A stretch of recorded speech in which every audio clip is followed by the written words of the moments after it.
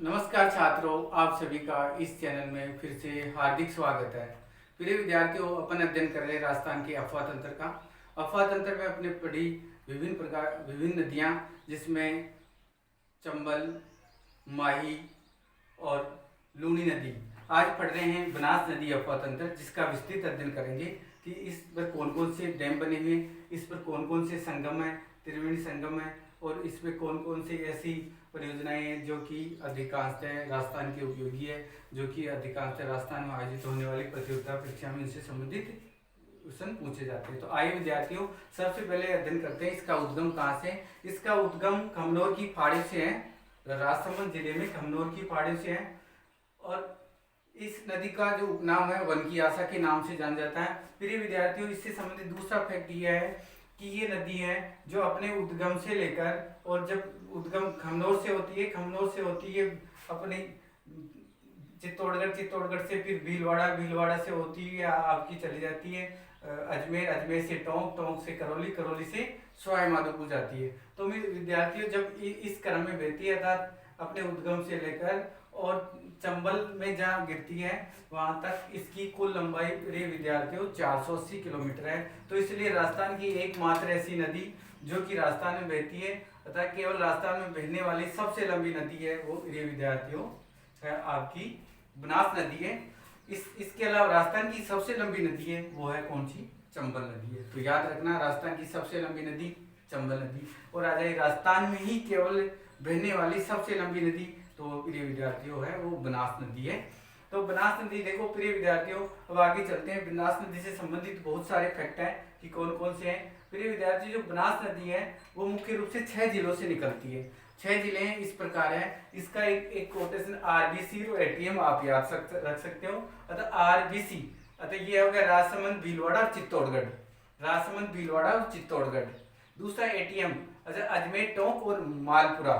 अजमेर, टोंक और सवाई माधोपुर, अजमेर, टोंक और सवाई माधोपुर। अतः 6 जिले हो गए। एक हो गया राजसमंद जहाँ से उत्पत्ति होती है, फिर भीलवाड़ा और चित्तौड़गढ़, फिर उसके बाद में आपका अजमेर, टोंक और सवाई माधोपुर। इस प्रकार ये 6 जिलों से होकर ये छात्रों ये बहती है। अब इस नदी की जो बहने की स्तर को, इसके जो अफवाह क्षेत्र को दक्षिणी अफवाह क्षेत्र और उत्तरी अफवाह क्षेत्र के नाम से जाना जाता है। जो अतः 3 जिलों में जो बहता है, दक्षिण के 3 जिले हैं जिसमें राजसमंद, भीलवाड़ा, चित्तौड़गढ़ है, वो प्रिय विद्यार्थियों वो कहलाता है मेवाड़ का अफवाह क्षेत्र। अतः मेवाड़ का मैदानी क्षेत्र किसका? बनास नदी का मैदानी क्षेत्र। और जो उत्तरी भाग है जो कि 3 जिले हैं, जिसमें मुख्य रूप से आपके हैं अजमेर, टोंक और सवाई माधोपुर। इस क्षेत्र में जो नदी बहती है, इसके क्षेत्र को मालपुरा करौली का मैदान कहा जाता है। तो प्रिय विद्यार्थी याद रखना, मुख्य रूप से चंबल के मैदान को, बनास के मैदान को 2 भागों में बांटा गया है। एक तो दक्षिणी मैदानी क्षेत्र और एक उत्तरी मैदानी क्षेत्र। अतः दक्षिणी अफवाह क्षेत्र को कहा गया है प्रिय विद्यार्थियों, वो कहा गया मेवाड़ का मैदान, और उत्तरी जो मैदानी क्षेत्र है उसको कहा गया है प्रिय विद्यार्थियों वो मालपुरा करौली का मैदान कहा गया है। अब आइए विद्यार्थियों, इससे संबंधित कौन कौन से फैक्ट है पढ़ते हैं आगे। इस पर इसकी जो प्रमुख सहायक नदियां हैं, तो यहाँ प्रमुख सहायक नदियां बहुत सारी है। तो प्रिय विद्यार्थियों पहले अध्ययन कर लेते हैं एक एक सहायक नदियां। कि एक सहायक नदी है कोठारी नदी है। कोठारी नदी का उद्गम प्रिय विद्यार्थियों दिवेर की पहाड़ी राजसमंद से होती है।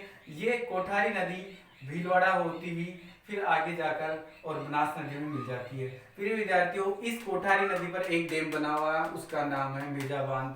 इसी प्रकार दूसरी नदी है प्रिय विद्यार्थियों, वो भी राजसमंद से निकलती है और वह बिजराल की खाड़ी से निकलती है। नदी का नाम है खाड़ी नदी। अतः खाड़ी नदी का उद्गम राजसमंद में बिजराल की खाड़ी से है। और ये नदी आपकी राजसमंद से अजमेर होती हुई फिर आपकी ये चली जाती है टोंक में। और इस नदी पर एक बांध बना हुआ है और उसका नाम है अजमेर में वो नारायण बांध बना हुआ है, नारायण सागर बांध है। इसी प्रकार दूसरी जो मुख्य खाड़ी जो इसकी सहायक नदी है वो प्रिय विद्यार्थी डाई नदी है। डाई नदी अजमेर के आना सागर झील के मुहाने से निकलती है और डाई अजमेर से निकलकर टोंक चली जाती है। टोंक से फिर टोंक में राजमहल में इस बनास नदी में संगम बनाती है। इसी प्रकार प्रिय छात्रों, फिर इसकी जो दाईं तरफ की जो नदियां हैं, मुख्य नदी है, एक नदी जो मुख्य नदी आयड नदी है। आयड नदी प्रिय विद्यार्थियों गोगुंदा उदयपुर की फाड़े से निकलती है और गोगुंदा उदयपुर तक ये इस नदी के कई नाम है। अतः जो उदय सागर तक आयड नदी को प्रिय साथियों आयड नदी कहा जाता है। अतः गोगुंदा से लेकर उदय सागर तक आयड नदी को आयड नदी के नाम से जाना जाता है। जैसे ही उदय सागर के बाद में आयड नदी का नाम भेड़च नदी पड़ जाता है। तो प्रिय विद्यार्थियों एकमात्र ऐसी नदी जिसके दो नाम हो जाते हैं, एक तो इसका नाम आयड, फिर बाद में उदय सागर के बाद में इसका नाम भेड़च पड़ जाता है। प्रिय विद्यार्थियों इस नदी जो इसी पर सभ्यता स्थित है, आयड नदी पर आयड सभ्यता स्थित है। प्रिय विद्यार्थियों इस नदी ये जाकर फिर आगे जाकर ये नदी भीलवाड़ा के मांडलगढ़ और बिंगोद के आसपास संगम बनाती है, जिसे त्रिवेणी संगम कहा गया है। इसी क्रम में दूसरी जो नदी है एक है मेनाल नदी।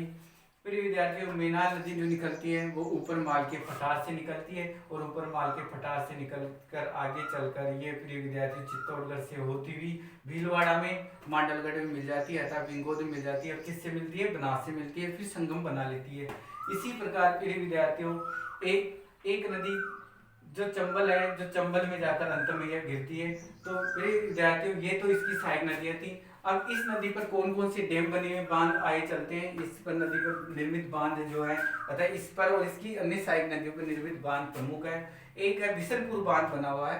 प्रिय विद्यार्थियों बिशनपुर बांध राजस्थान का सबसे बड़ा पेयजल परियोजना की दृष्टि से सबसे बड़ा बांध है, जो कि बिशनपुर गांव में बना हुआ है। टोंक जिले की टोडा रायसिंह तहसील के बिशनपुर गांव में स्थित जो राजस्थान का सबसे बड़ा पेयजल परियोजना का बांध है। इसी प्रकार प्रिय विद्यार्थियों दूसरा बांध है इसरदा बांध है। इसरदा बांध है जो सवाई माधोपुर में बनास नदी पर बना हुआ है। इसी प्रकार अगला बांध है प्रिय विद्यार्थियों वो नारायण सागर बांध है। नारायण सागर बांध खारी नदी पर अजमेर में बना हुआ है। इसी प्रकार प्रिय विद्यार्थियों चौथा बांध वो बना हुआ है आपका, चौथा बांध है वो है मेजा बांध है, जो कि कोठारी नदी पर भीलवाड़ा में स्थित है। अर्थात बनास की सहायक नदी कोठारी उस पर स्थित है, मेजा बांध बना हुआ। इसी प्रकार प्रिय विद्यार्थियों अब इस पर कुछ त्रिवेणी संगम बने हुए। त्रिवेणी संगम इस प्रकार है, इस पर तीन त्रिवेणियां, राजस्थान की एकमात्र ऐसी नदी जो तीन संगम रखती है। प्रिय विद्यार्थियों आगे चलते हैं कौन कौन सी संगम है जहाँ तीन नदियां मिलती है। एक संगम है जो बिंगोद है, बिंगोद और मांडलगढ़ के पास है, वहाँ तीन नदियां मिलती है, बनास और भेड़च का संगम है। तो ये है आपका एक बिंगोद जो सवाई भोज का मंदिर है, वहाँ बगड़ाउत की कथा के लिए फेमस है। तो बिंगोद और मांडलगढ़ के आसपास इसका संगम होता है, तीन नदियों का, बनास, भेड़च और आपकी मेनाल नदी का। इसी प्रकार दूसरा संगम है वो विद्यार्थियों राजमहल टोंक में होता है। टोंक में तीन नदियां मिलती हैं, खाड़ी है, डाई है और बनास है। इसी प्रकार तीसरा जो संगम है प्रिय विद्यार्थियों जो सबसे फेमस है वो है रामेश्वर घाट सवाई माधोपुर में। और रामेश्वर घाट सवाई माधोपुर में इसमें बनास और सीप और चंबल नदी मिलती है। तो प्रिय विद्यार्थियों ये थी राजस्थान की एकमात्र ऐसी नदी जो केवल राजस्थान में ही बहती है, वो सबसे लंबी नदी है, जो कि सबसे अधिक डैम भी रखती है, साथ साथ सबसे अधिक तीन त्रिवेणी संगम रखती है। और सबसे बड़ा इस पर पेयजल दृष्टिकोण से सबसे बड़ा बांध है वो है बिशनपुर बांध, जिससे जयपुर अजमेर भी पानी पी रहा है। प्रिय विद्यार्थियों ये थी आपकी राजस्थान की सबसे अफवा क्षेत्र की सबसे बड़ी बारहमासी नदी, जिसका नाम है बनास नदी। और आगे और भी पढ़ेंगे। धन्यवाद, देखते रहे, शेयर कीजिए, कैसा लगा कमेंट्स कीजिए।